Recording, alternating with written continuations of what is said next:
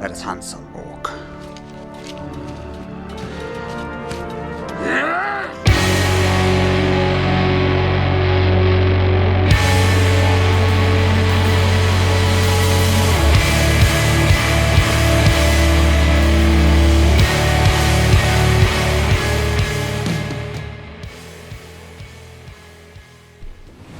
At last, the third age of Middle-earth has come to Magic the Gathering. Explore this new set and visit places you recognize, but as you've never seen them before. Never seen them before. From the Shire, that pleasant corner of the world in which hobbits plied their well-ordered business of living, to the majesty of Gondor, Ministerious. recalling somewhat the might of statue of Numenor ere it fell. You'll travel through paths even the bravest fear to tread, which leads into the depths of Mordor, where the shadows lie. A dying land, but not yet dead. With this set, players can become a member of the Fellowship and battle valiantly for the fate of Middle-earth. Or join the Dark Lord Sauron and spread his shadow across the land. I will spread Sauron's shadow. The story of the Lord of the Rings is embodied in the free peoples of Middle-earth. Heroism can come from the most humble beginnings, and beginnings don't get much more humble than being a gardener in the Shire. Like many of the characters in Middle-earth, Samwise Gamgee's journey leads through moments of crisis. These are captured in the Showcase Ring Treatment cards. Sack 3 foods, return a historic card from These cards delve deep into the narrative of the Lord of the Rings by portraying characters in the course of pivotal events in their lives. In fact, that's kind of a Here, really good card. Samwise stares into the mirror of Galadriel and is confronted with the scouring of the Shire, his home in flames. Sam was not intimidated by what the mirror showed him, and by the conclusion of his quest, he had become not just a humble gardener, but the most famous gardener in history. At least, that was Frodo's opinion. Most famous gardener. His hobbit companions are no less tested by their own trials. What are these voices? Merry and though? Pippin started like Sam as hobbits of the Shire, and each rose to great positions in Rohan and Gondor, but not before being tested by their own moments of uncertainty, portrayed here. Merry is nearly lost in the fray of the Battle of the Pelennor Fields, while Pippin contended with the madness of Denethor, steward of Minas Tirith. Pippin's in Middle-earth, such moments are not reserved only for those of small stature. Even lords may be tested, as it was among humans in the Third Age. The people of Gondor and Rohan united in one last attempt to defeat the Dark Lord Sauron. And while some came through their trials triumphant, with great power and royalty revealed in them, for there are few left in Middle-earth like Aragorn, son of Arathorn. Others were taken by madness, and in the crucial moment failed. All over again. Though even then, they may have died well, achieving some good thing. No mana was spent to cast it. These champions were assisted by representatives from across Middle-earth.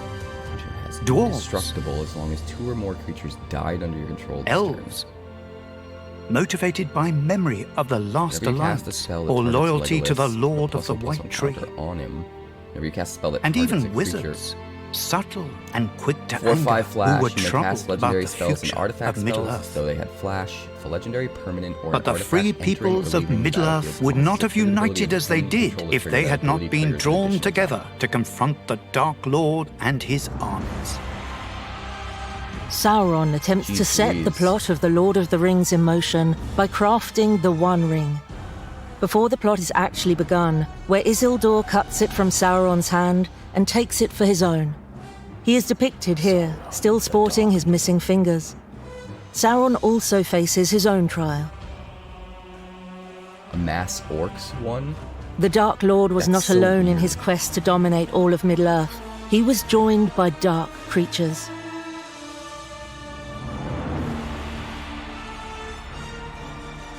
But his most terrible servants by far were the Nazgul, Death touch 1/2 for 3. mortal men who fell under the dominion of the One Ring and became shadows under Sauron's Great Shadow. That can have up to 9 cards named Nazgul.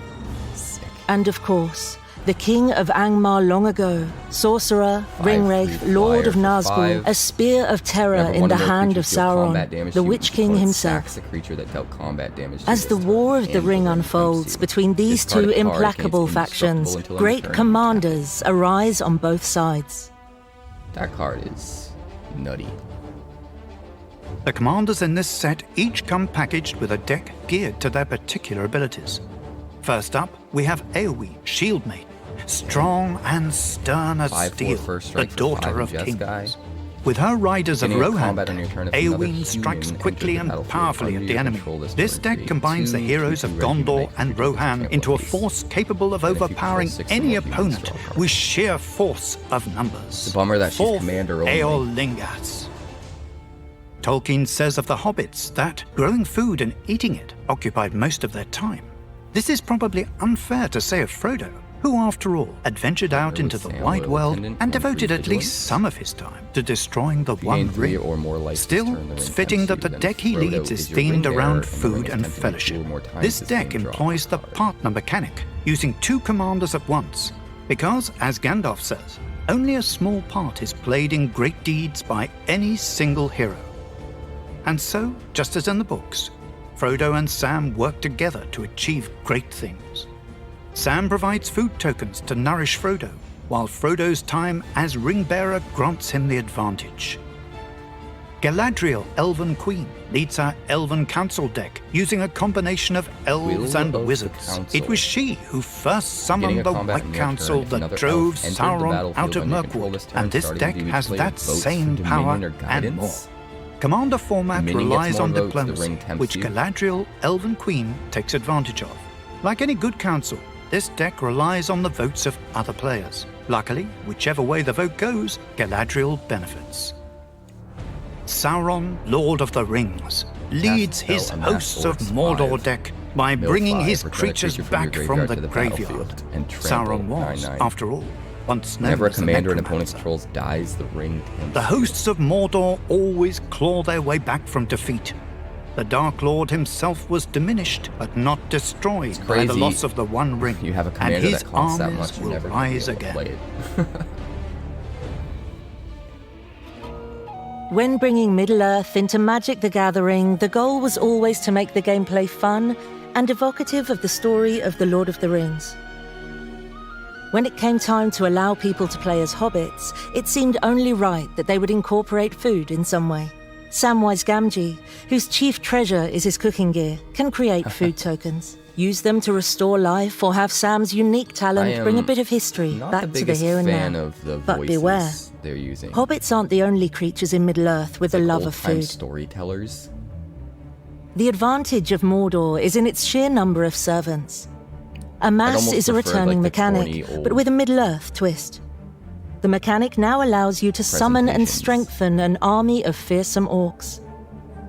But of course, the most important piece of lore in The Lord of the Rings is the One Ring. This set introduces a completely new mechanic revolving around the temptations of the One Ring. Numerous cards across all types will say the ring tempts you. The first time each game you feel the call of the ring, you will receive an emblem called the Ring. When the ring tempts you, you select a creature under your control to become ring bearer. For example, if Frodo, adventurous hobbit, is your only creature on the field, he would become your ring bearer. You can never have more than one ring bearer because, after all, only one hand at a time can wield the One Ring. Each time the ring tempts you, you may select a new ring bearer if you wish. Also, each time you're tempted, the ring gains its next ability. So weird. This continues each time the ring tempts you until the ring has all 4 abilities. The ring gains these abilities even if you have no creatures, just as it persevered in the dark pools of the Gladden Fields, even as it passed out of knowledge and legend. But be cautious. Sauron the Gandalf Necromancer. warns those who would try to take a the One million Ring. Saurons. Its strength is too great for anyone to wield at will, save only those who have already a great power of their own. But for them, it holds an even deadlier peril. Do you have the power to master the One? Or will it master you? Nobody has the power to master the One. That's Lord of the whole Rings point is the a story. quintessential fantasy story. It's what we think about when we think of fantasy. It has this mythic dimension to it. Magic really was inspired in so many ways by The Lord of the Rings. It's the original fantasy, it's the classic. And it seems a very natural crossover to view The Lord of the Rings and those stories and those characters through this lens. And we knew that the property was very safe with Wizards of the Coast. There were so many things that we imagine when we read the stories that we want to bring to life. It was an exciting challenge and an exciting opportunity to bring these two properties together. What does it mean to bring the ring, the One Ring, into the Magic universe? We went about designing the One Ring as a mythic rare in the set. You're going to open that up in draft boosters and set boosters and collector boosters. What are other ways to capture that connection between Magic and Middle-earth? Tolkien's words were so important to us. We wanted to carry his spirit in everything we were doing. In the land of Mordor, where the shadows lie. One ring to rule them all. One ring to find them. One ring to bring them all. And in the darkness bind them. We thought, what if we're so faithful we have one of the One Ring? Magic came to us with this one of one, the One Ring card. In my head, I was just thinking, yes, yeah, that makes sense, that tracks, that's obviously, yes. We took the One Ring and we created a serialized one-of-one version. This is the only copy of the one-of-one ring that's ever going to exist. One person is going to open it up out of an English collector booster. While it's not mechanically unique, we wanted to make it aesthetically unique. This is the only place you're gonna see this version of the art. It has a foiled treatment that highlights the inscription. We want the experience when that player opens the pack to be worth all of the effort and all of the love that we've poured into it, and it's for a single card. Have no idea what it is. As mysterious and desirable as the One Ring itself. If you ever see it, you'll know. Is that it? Is this true? Is it there? Is this real? I know that a lot of people are going to be very excited. It's like you're making someone become Sauron or Frodo. You are a ring bearer. Its fate is unknown. The ring will be found when it wants to be found. We wanted to go and find more connection to the story, more ways to hit on these rings that were created. 3 rings for the elven kings under the sky. 7 for the dwarf lords in their halls of stone. 9 for mortal men doomed to die. In Lord of the Rings, this is a powerful artifact that someone can wield. And in the world of magic, Sol Ring was the best place for those rings of power to live.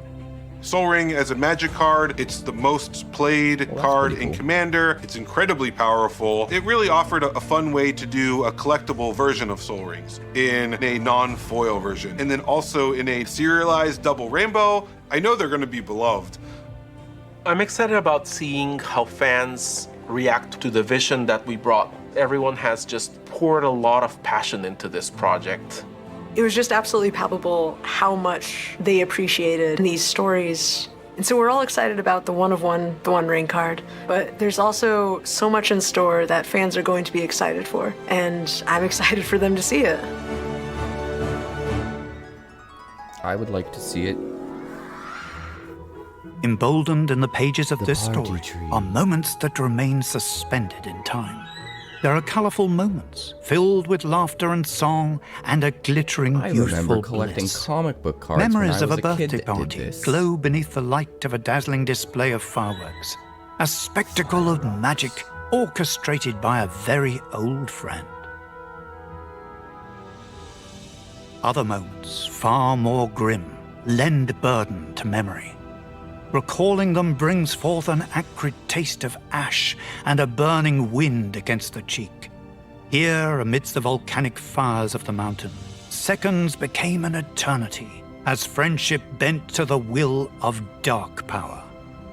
Here, a wayward horror, corrupted by temptation, fell to his doom. Poor Gollum. Between these moments of levity and anguish live moments of myth, when the fate of the world was decided in the hellish cauldron of battle. In the fields of Pelennor, Sauron's wicked army collided with the free peoples of Middle-earth. The capital city of Minas Tirith, bathed in the light of the sun, fell under siege by legions of orcs and Uruk-hai. Screeching bats from the dark forest of Mirkwood littered the skies. and in their wake drifted a pair of monsters maligned and grotesque. Like featherless vultures, they widened their translucent wings to reveal their haunting husks. Leading the aerial assault from atop one of these fell beasts was the Witch King of Angmar. His wretched armor encased a hollow body, and his helmet housed two glaring red eyes. Behind his flowing cape crept the shadow of the enemy emerging from the crackling lightning surrounding Barad-dûr. Rows of jagged peaks emerged before the ominous dark tower, a monolith of pure Seems evil. a little bit. These two monuments mark the edges of this much. battlefield and the corners of this 18-panel war painting. The artist Tyler Jacobson used a false perspective to capture the entire setting and concepted the action to read from right to left. This mirrors the direction of attack from Osgiliath in the east upon Gondor to its west. Occupying the landscape along the middle row appear the first named characters involved in the skirmish. The Oliphants of the Haradrim trample upon the rushing riders of Rohan. The resounding horn of the horsemen echoes across the lands, evoking hope in the valiant heroes and fear in those clashing against them. The cavalry is led by Eomer, the third marshal of the Mark. Across from him stands his sister, Eowyn, who betrayed her king's orders to stay home and wait and chose instead to fight. Fearless, she glares upon Gothmog, the lieutenant of Minas Morgul, who arrives at the Pelennor field surrounded by his own makeshift battalion. The siblings will crash upon his battered army, yet Eowyn's true target will be the Nazgul who glides above them. That's one of the characters She will that be they the left out. only one to defy the Lord of the Ringwraiths. The posing of these four characters implies that their fates on this battlefield are overlapping and intertwining. Behind Eowyn wave the cyan banners of the Swan Knights. These seafaring people are led by Prince Imrahil the Fair. His aid will prove invaluable, time and again in the defense of the besieged city. Battling at the forefront of the chaos are four members of the Fellowship. The hobbit Meriadoc Brandybuck bravely wields his barrow blade against an onslaught of orcs. Frequently underestimated, Merry will prove his worth, fighting in tandem with Eowyn against the Witch King. To his right, the stalwart Gimli, son of Glowin, readies his axe against the swarm. His vengeful spirit burns with the memory of the dwarves lost in the mines of Moria, a tragedy he won't soon forget. By his side is Legolas, the master archer, who draws the long bow of the Galadrim. His arrows never stray from their mark, especially those flying in defense of an unlikely friend.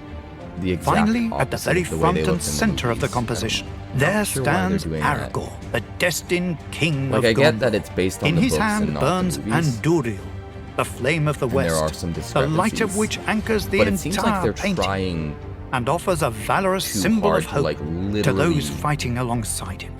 make it Aragorn the pushes back opposite against of a wave of the way that they horrific look in the and movies. merciless orcs, their gritty teeth angular and imposing if there was like a the character here or blades there, they whatever, it just brandish. seems like every single Opposing the character, like horde Legolas are the has knights black of hair Dol instead of blonde. Amroth, dressed in regal armor and endowed with sharpened spears. It's just weird. They arrive from the southern reaches of Gondor to defend its stronghold. On their own, these two cards portray, very simply, the two sides involved in the War of the Ring. This diptych can serve as a broad summation of the entire conflict. In context, the two cards above them gently balance the action by inverting the warring sides. And zooming out further, these two horizontal rows are a compositional mirror of one another. A minor conflict between two masses of armies on the left offsets the spotlight on the group of four major characters to its right. The grandiosity and scale of this painting reflects the fateful event that was the Battle of the Pelennor Fields. The climax of this epic tale stays suspended in time, here in the enclosed plains between two fortresses where total darkness collided with the defenders of the light. For an occasion like this, we have gathered our own fellowship to give us their thoughts on the union of Magic the Gathering and the Lord of the Rings. Have I opened a magic pack before? Is that an actual question you're asking me right now? This is my first ever booster pack. The Lord of the Rings and the greater Tolkien verse holds a very special place in my heart. I was at a bookstore with my father. He ended up getting me a copy of the trilogy. I do have a Lord of the Rings tattoo. Yeah, this is Elvish. It says, tell them stories. Nothing like the smell of magic cards. Oh, there we go. Got a Bombadil. Hey, doll, Mary doll, ring-a-dong-dillo. Oh, love that artwork. Gimli on a Magic the Gathering card.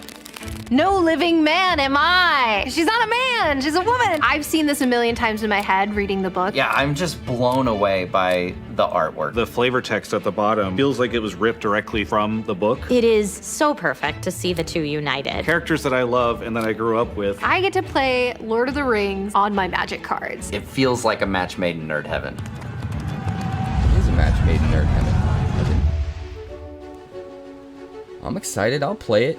We also travel to Middle-earth to talk to one very special fan. Feel differently, but it's the one thing that could get me to give a non-standard set a real chance. All right, let's talk about this set. Let's have a look.